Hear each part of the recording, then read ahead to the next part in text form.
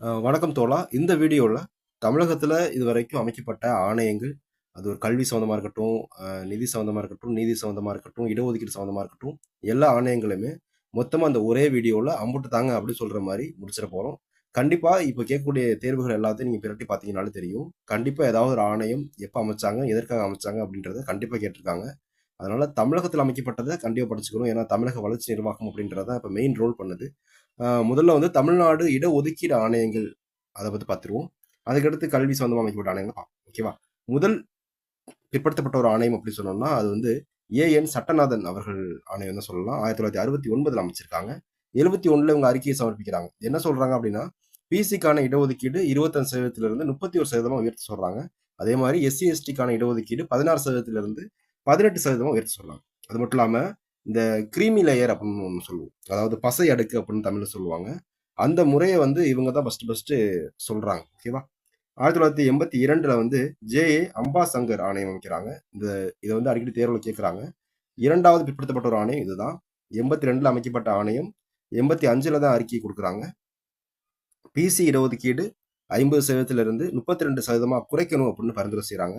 ஆனா அத அரசு ஏற்கல. 1989ல இந்த குழு சேகரித்த ஜாதி தரவுகள் அடிப்படையில பிசி 50% இடஒதுக்கீட வந்து 2ஆ பிரிக்கிறாங்க. அதாவது பிற்படுத்தப்பட்டோர் மற்றும் மிகவும் பிற்படுத்தப்பட்டோர் அப்படின்னு பிரிக்கிறாங்க. இதுல பிற்படுத்தப்பட்டோருக்கு 30%, மிகவும் பிற்படுத்தப்பட்ட அந்த எம்பிசி அவங்களுக்கு வந்து 20% அப்படின்னு பிரிக்கிறாங்க. ஓகேவா? அடுத்து 1993ல நீதிபதி கே. சண்முகம் அவர்கள் தலைமையில ஒரு ஆணையம் அமைக்கிறாங்க. அப்போதைக்கு பார்த்தீங்கன்னா, ஃபேமஸா ஒரு மண்டல் வழக்கு அப்படின்ற தீர்ப்பு இருந்துட்டு இருந்துச்சு. அதாவது இந்திரா சஹானே அவர்கள் உச்சநீதிமன்றத்துல இடஒதுக்கீடுனால நான் பாதிக்கப்பட்டேன் அப்படின்ற மாரி ஒரு கேஸ் குடுத்துருவாங்க. அ அதனால வந்து என்ன சொல்லுவாங்க உச்சநீதிமன்றம், 50% மேல இடஒதுக்கீடு இருக்கக்கூடாது அப்படின்னு சொல்லுவாங்க. ஆனா தமிழகத்துல அப்போதைக்கு பார்த்தீங்கன்னா, 69% இடஒதுக்கீடு இப்போ உள்ளது தான். அத பின்பற்றிட்டு இருக்கோம். அதனால அது வந்து சரியா தான் இருக்கா அப்படின்றதுக்காக அத அமைக்கிறாங்க. முதலாவது நிரந்தர பிற்படுத்தப்பட்டோர் ஆணையம் அப்படின்னு சொல்லக்கூடியது இவங்க ஆணையம் தான். மார்ச் மாசம் 15ஆம் தேதி 1993ல அமைச்சிருக்காங்க. ஜாதி பட்டியலை சீரமைப்பது, புதிய ஜாதிகளை சேர்ப்பது, நீக்குவது குறித்து இந்த ஆய்வு செஞ்சிருக்காங்க. மாநிலத்துல 68% பின்ன 69% இடஒதுக்கீடு நீடிப்பது குறித்து ஆய்வு செஞ்சிருக்காங்க. 2012ல நீதிபதி எம்.எஸ். ஜானர்த்தன் அவர்கள் தலைமையில ஒரு ஆணையம் அமைக்கிறாங்க. தமிழ்நாட்டுல 69% இடஒதுக்கீடு வந்து உச்சநீதிமன்றத்தில் சட்ட ரீதியாக பாதுகாக்கிறதுக்காக இந்த ஆணையம் அமைக்கிறாங்க. மாநிலத்தின் சமூக, பொருளாதார மற்றும் ஜாதிய தரவுகளை ஆய்வு செய்றாங்க. 69% இடஒதுக்கீடு சரிதானா, அவசியம் தானா அப்படின்றத நியாயப்படுத்துற மாரி உச்சநீதிமன்றத்துல இவங்க அறிக்கையை சமர்ப்பிக்கிறாங்க. ஓகேவா? அடுத்து பார்த்தீங்கன்னா 2020ல நீதிபதி எம். தணிகாச்சலம் அவர்கள் தலைமையில் ஒரு ஆணையம். பிற்படுத்தப்பட்டோர் ஆணையம் மீண்டும் சீரமைக்கப்பட்டு தலைவராக இவர் நியமிக்கப்படுறாங்க. பிசி, எம்பிசி பட்டியல் புதிய ஜாதிகளை சேர்ப்பது மற்றும் திருத்துவது பற்றி கோரிக்கைகளை ஆய்வு செய்றாங்க. அது மட்டும் இல்லாம பல்வேறு சமூகத்துல இருக்கக்கூடிய உள் இடஒதுக்கீடு முறைகளையும், ஜாதி பட்டியல்களையும் சீரமைக்கிறதுக்காக இவங்க ஆய்வு மேற்கொள்றாங்க. ஓகேவா? அடுத்தது இந்த 69% இடஒதுக்கீடு முறை அப்படின்றது 1989லேருந்து 90 அந்த டயத்துல தான் எஸ்டி பிரிவினருக்கு 1% தனியா இடஒதுக்கீடு குடுத்து, அதாவது பழங்குடியினருக்கு குடுத்து 61% மாத்துறாங்க. ஓகேவா? இப்போ வந்து நம்மட்ட இருக்கிறது பிசி 30% இடஒதுக்கீடு, எம்பிசி 20%, எஸ்சி அவர்களுக்கு 18%, எஸ்டி அவர்களுக்கு 1% அப்படின்ற மாரி இடஒதுக்கீடு பின்பற்றிட்டு இருக்கோம். ஜூலை 19, 1994ல தான் இடஒதுக்கீடுக்கு வந்து அப்போதைக்கு குடியரசுத் தலைவரா இருந்த சங்கர் தயாள் சர்மா அவர்கள் சைன் போட்டு 9வது அட்டவணையில சேர்ப்பாங்க. 76ஆம் சட்டத்தின் அடிப்படையில். ஓகேவா? இதே தெரிஞ்சுக்கங்க. இப்போ வந்து நம்ம அடுத்து கல்வி சம்மந்தமா என்னென்ன குழு அமைச்சிருக்காங்க அப்படின்றத பார்ப்போம். கல்வி சார்ந்த ஆணையங்கள் அப்ப பார்த்தீங்கன்னா, முத்துக்குமார் குழு மற்றும் முத்துகிருஷ்ணன் குழு. ஓகேவா? கிருஷ்ணன் தான் இங்க குருஷ்ணன் வந்துருச்சு. அத நான் மைக் அமைக்கி பேசியே டைப் பண்றதுனால தான் இப்படி பிரச்சனை. அத மாத்த முடியல. நீங்க பிடிஎஃப் நான் குடுக்குறேன். நீங்க கொஞ்சம் மாத்திக்கங்க. ஓகே? கல்வி சார்ந்த ஆணையங்கள் பார்த்தோம்னா, முத்துக்குமாரன் குழு. இதுதான் முதல்ல அமைக்கப்பட்ட குழு. பாரதிதாசன் பல்கலைக்கழகத்தோட முன்னாள் துணைவேந்தர் தான் முத்துக்குமாரன் அப்படின்றவங்க. இவருடைய பரிந்துரை தான் 2007 அரசிட சமர்ப்பிக்கிறாங்க. சமச்சீர் கல்வி முறையை அறிமுகப்படுத்துறதுக்கான ஒரு அடிக்கல் தான் இவங்க. அதாவது தமிழகத்துல வந்து 4 வகையான கல்விகள் இருக்கு. என்னன்னு உங்களுக்கு தெரிஞ்சிருக்கும். ஸ்டேட் போர்ட் அப்படின்றது ஒண்ணு, மெட்ரிகுலேஷன் அப்படின்றது ஒண்ணு, ஆங்கிலோ இந்தியன் அப்படின்றது ஒண்ணு, ஓரியண்டல் அப்படின்றது ஒண்ணு. இந்த 4 முறைகளையுமே சேர்த்து சமச்சீர் கல்வி அப்படின்னு ஒரு பொதுவான கல்வி முறையை கொண்டுறணும் அப்படின்றது தான் அவங்களோட பரிந்துரை. 2009ல தான் நடைமுறைப்படுத்துவாங்க. ஓகேவா? 2007லயே இவங்க வந்து அந்த பரிந்துரைகளை கொடுத்துருவாங்க. ஓகேவா? முத்துகிருஷ்ணன் குழு. ஓகேவா? முத்துகிருஷ்ணன் மாத்திக்கங்க. 2011ல அமைக்கிறாங்க. ஓய்வு பெற்ற தலைமை செயலாளர் தான் முத்துகிருஷ்ணன் அப்படின்றவங்க. 2011 அமைக்கப்பட்ட குழுவுக்கு 2011 ஜூலை மாதமே அந்த அறிக்கையை கொடுத்துட்றாங்க. அதாவது 2010 சமச்சீர் கல்வி புதிய புத்தகங்கள்லாம் அச்சிட்ட பிறகு தமிழகத்தில் ஆட்சி மாற்றம் ஏற்பட்டுரும்.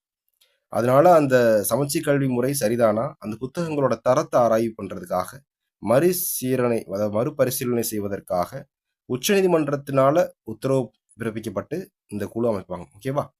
அடுத்து பார்த்தீங்கன்னா ஆனந்த கிருஷ்ணன் குழு. பேராசிரியர் ஆனந்த கிருஷ்ணன் தலைமையில் இந்த குழு 2006 அமைச்சிருக்காங்க. இந்த குழுவோட பரிந்துரையே பொறியியல் மற்றும் மருத்துவ படிப்புகளுக்கான நுழைவுத் தேர்வுகளை ரத்து செய்யப்பட்டன போட்டிருக்காங்க. ஓகேவா?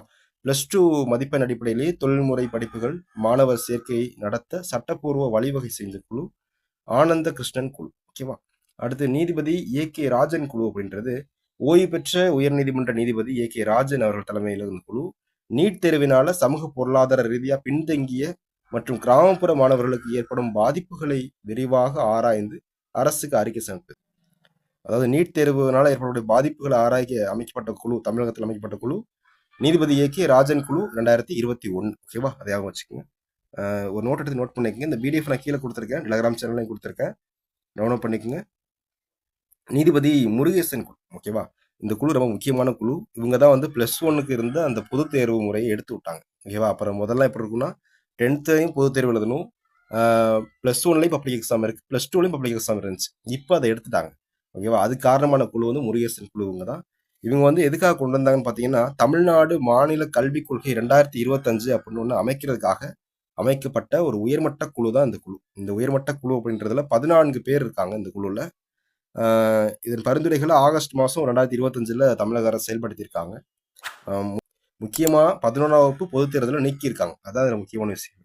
வறுமை ஒழிப்பு மற்றும் மகளிர் முன்னேற்றம் சம்பந்தமாக என்ன அமைச்சிருக்காங்கன்னு பார்த்தீங்கன்னா, தமிழ்நாடு மாநில மகளிர் ஆணையம் 1993 பெண்களின் நல்வாழ்வு, உரிமைகளை பாதுகாத்தல், வன்கொடுமைகளிலிருந்து சட்ட பாதுகாப்பு வழங்குதல் மற்றும் அவர்களின் சமூக பொருளாதார சுய ஆட்சியை உறுதி செய்வதற்காக 1993 தன்னாட்சி அதிகாரம் கொண்ட இந்த அமைப்பு உருவாக்கியிருக்காங்க.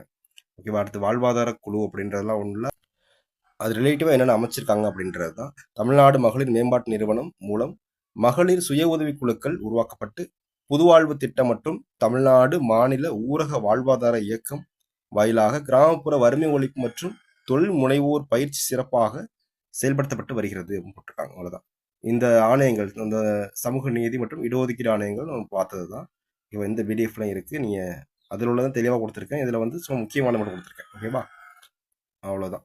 அடுத்து இதர முக்கியமான குழு பார்த்தீங்கன்னா மாநில நிதி ஆணையம். இந்திய அரசியலமைப்பு சட்டம் 73 மற்றும் 74 திருத்தத்தின்படி உள்ளாட்சி அமைப்புகளுக்கு நிதி பகிர்வு வழங்கி கிராமப்புற மற்றும் நகர்ப்புற உள்கட்டமைப்பு மேம்படுத்துறதுக்காக வறுமையை குறைக்க 5 ஆண்டுகளுக்கு ஒரு முறை இந்த மாநில நிதி ஆணையம் அமைக்கப்பட்டது. இந்த முறை எப்போதுலேருந்து செயல்படுத்துறாங்க அப்படின்றது உங்களுக்கு தெரிஞ்சுன்னா கமெண்ட்ல சொல்லுங்க. இல்லைனா நானே உங்களுக்கு கமெண்ட்ல பின் பண்ணி வைக்கிறேன், பார்த்துக்குங்க. தமிழ்நாடு மாநில மனித உரிமை ஆணையம் அப்படின்றது 1997 அமைச்சாங்க, ஏப்ரல் 17. மனித உரிமை பாதுகாப்பு சட்டம் 1993 கீழ் மாநிலத்தில் நடக்கும் மனித உரிமை மீறல் மற்றும் சமூக அநீதிகளை தன்னிச்சையாக விசாரிக்கும் அதிகாரத்துடன் தான் ஏப்ரல் 17, 1997 அன்று முறையாக இந்த சட்டப்பூர்வமான அமைப்பு தொடங்கியிருக்காங்க. ஓகேவா? மேலும் இது சொன்னால் வேறு ஏதாவது டவுட் இருந்துச்சுன்னா கேளுங்க. இந்த வீடியோவும் உங்கள் நண்பர்களுக்கு ஷேர் பண்ணுங்கள். பிடிச்சிருந்தால் லைக் பண்ணுங்கள், மறந்துடாமல் சப்ஸ்கிரைப் பண்ணுங்கள். நன்றி. சிலபஸில் வேறு ஏதாவது டைட்டில் சம்மந்தமாக வீடியோ வேணுனாலும் கமெண்ட்டில் சொல்லுங்கள்.